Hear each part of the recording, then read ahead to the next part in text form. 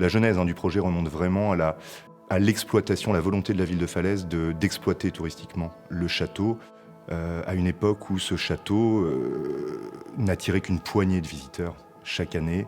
Et la ville a une véritable volonté de mise en valeur de ce site. Si on part d'un objectif qui est de vouloir valoriser un lieu, de vouloir valoriser une situation, voire même un événement, le numérique vient en appui. Le numérique vient comme un outil. L'outil numérique permet vraiment une immersion du public sur des bases les plus documentées possibles, tenant compte de l'état actuel des connaissances archéologiques et historiques sur le contexte historique du château de Falaise. Ça nous a permis de proposer aux visiteurs quelque chose de très immersif. Avant tout, une stratégie avec des objectifs, c'est de se dire qu'est-ce qu'on veut faire, où on veut aller et quels sont les outils qui vont être nécessaires pour ça. Fonctionner en se disant juste on veut du numérique, on va mettre du numérique, c'est faire la stratégie de la valorisation du numérique, c'est pas la valorisation du patrimoine.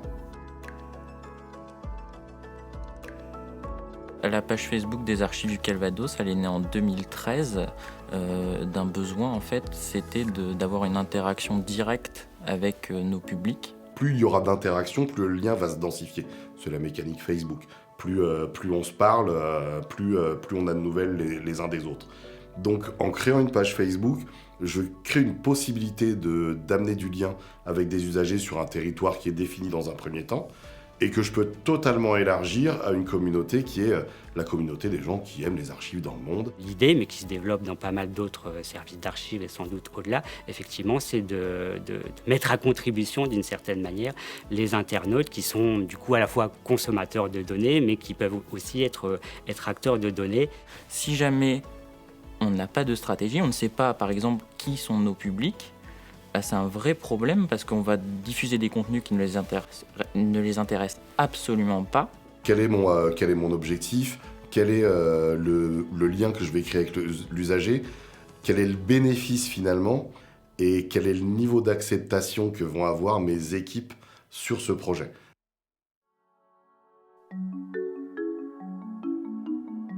Le département a lancé son appel à projet pour aider Pierre Lumière, pour sensibiliser nos habitants de la commune, mais aussi de tout le territoire, de la richesse du patrimoine du Bessin. Donc on s'est dit, voilà, pourquoi pas aller vers le numérique. L'intégration d'un médium numérique au niveau d'un projet, ça doit se faire dès les bases de la fondation, avant même qu'on pose la première pierre.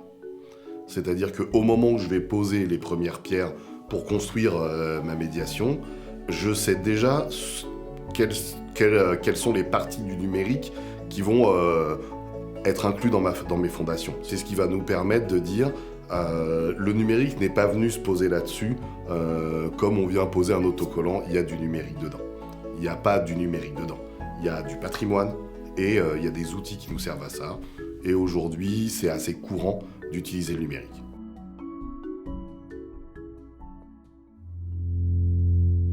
On a quand même identifié des clientèles en Normandie et dans le Calvados, une certaine appétence pour le médiéval, et notamment nos clientèles étrangères. En effet, les Américains notamment sont très férus de médiéval.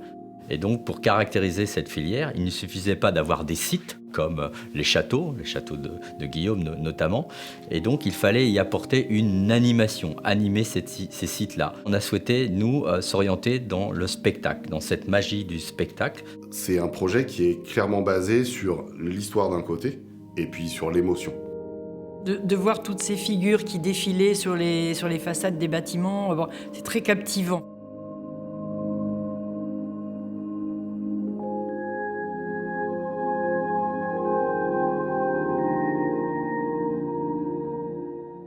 À l'occasion des Journées du patrimoine 2.0 lancées par le département, on s'est dit qu'on avait les éléments pour présenter quelque chose de totalement inédit sous la forme d'hologramme. Le dispositif holographique, lui, il est là pour faire exister sous nos yeux un élément qui n'existe plus. Le challenge, c'est d'adapter une nouvelle technologie à un patrimoine ancien et à le donner à voir d'une autre manière.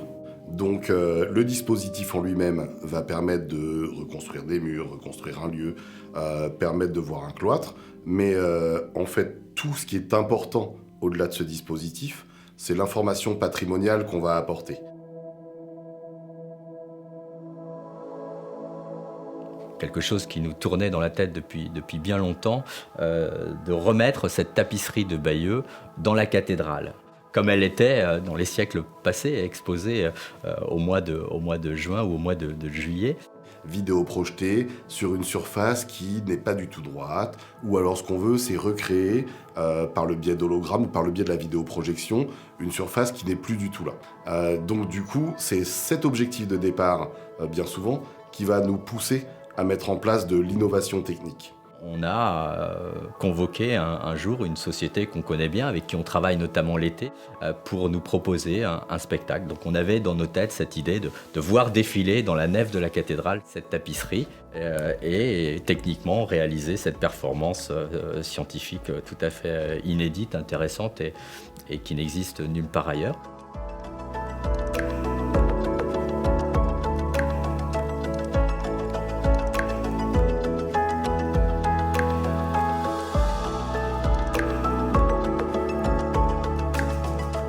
Quand on est en train de réfléchir à faire de l'innovation et à proposer des dispositifs qui soient innovants techniquement, scientifiquement parlant, en fait, on est obligé de se baser sur un objectif d'expérience. Ce qu'on va générer, c'est un souvenir qui est pas en lien avec le vidéomapping.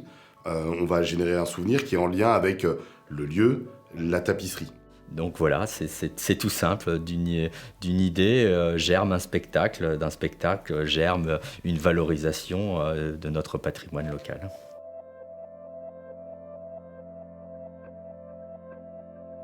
L'idée a été de remettre au cœur du discours de médiation le château. Le château, les donjons du château sont les héros de la visite proposée au public.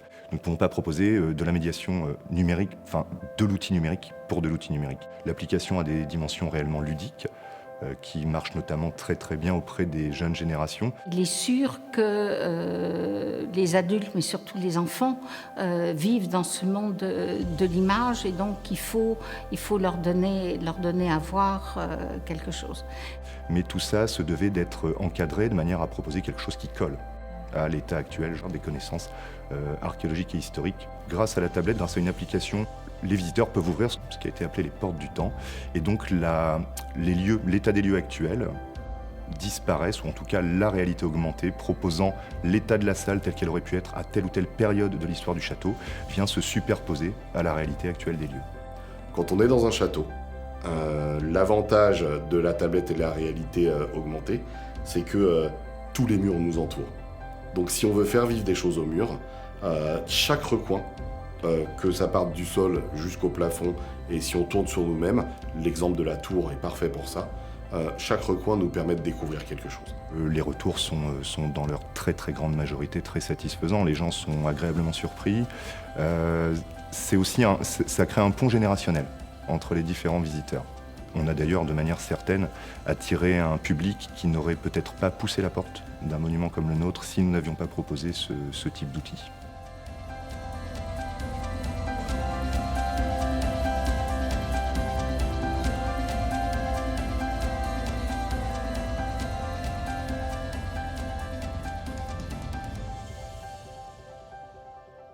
En fonction de notre objectif, on doit pouvoir inclure la population. Et pas simplement pour qu'elle aide et qu'elle contribue. Vraiment pour qu'elle soit le témoin de ce qui s'est passé. Oui, nous, on travaille énormément avec les habitants à travers les associations.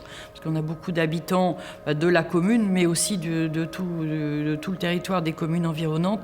Donc c'est assez facile de pouvoir travailler avec elles. C'est leur donner le droit à la parole. C'est se baser sur la culture collective, la culture du territoire. C'est aller chercher sur le territoire les traces qui existent encore et qui est dans la mémoire des gens.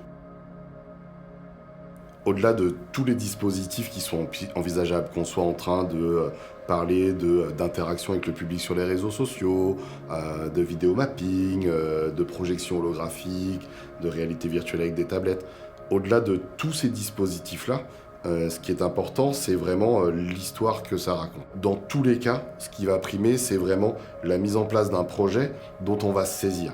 C'est de dire, ça, c'est notre histoire, ça fait partie de l'histoire du lieu, et on est en train de transporter ce lieu dans le 2.0. Si j'ai 3 conseils à donner, le premier, c'est clairement de construire le projet, intégrer le numérique et les gens qui sont concernés par les extensions numériques du projet dès le début. Le deuxième, c'est justement basé autour des gens qui contribuent au projet, c'est de dire c'est un projet d'équipe. Donc on doit être ensemble pour atteindre cet objectif et on doit être capable de définir quelles sont les différentes parties prenantes dans ce projet.